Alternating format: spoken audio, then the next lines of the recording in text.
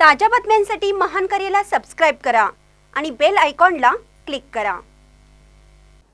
सडोली खालसा येथे माती सुपोषण कार्यक्रम संपन्न।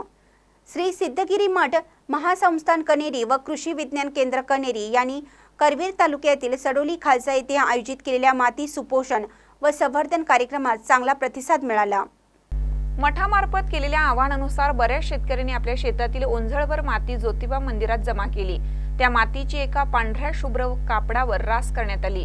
पाने, फुले, नारळ यांनी सजवलेला कलश त्यावर ठेवण्यात आला। महिलांनी कलशाचे पूजन केलं। उपस्थित शेतकरी यांनी कलशावर फुले, अक्षता वाहिल्या, फुलांनी जलाभिषेक घातला। यावेळी हरिभक्त परायण शंकर पाटील यांनी मंत्रोच्चारण केलं व प्राध्यापक पवन पाटील यांनी कार्यक्रम आयोजनाचा उद्देश विशद केला। अध्यापक एकनाथ कुंभार यांनी संकल्प प्रतिज्ञा सर्वांना दिली।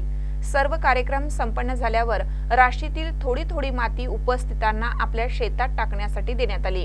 सदर कार्यक्रम यशस्वी होण्यासाठी बाळासो साळुंके, प्रतापसिंह पवार पाटील, पांडुरंग मगदूम, निवास पाटील, सुभाष पाटील, मारुती गुरव, विश्वास कांबळे, सतीश पाटील, संतोष गुरव, विलास शेलार या शेतकरी बंधूंनी विशेष प्रयत्न केले।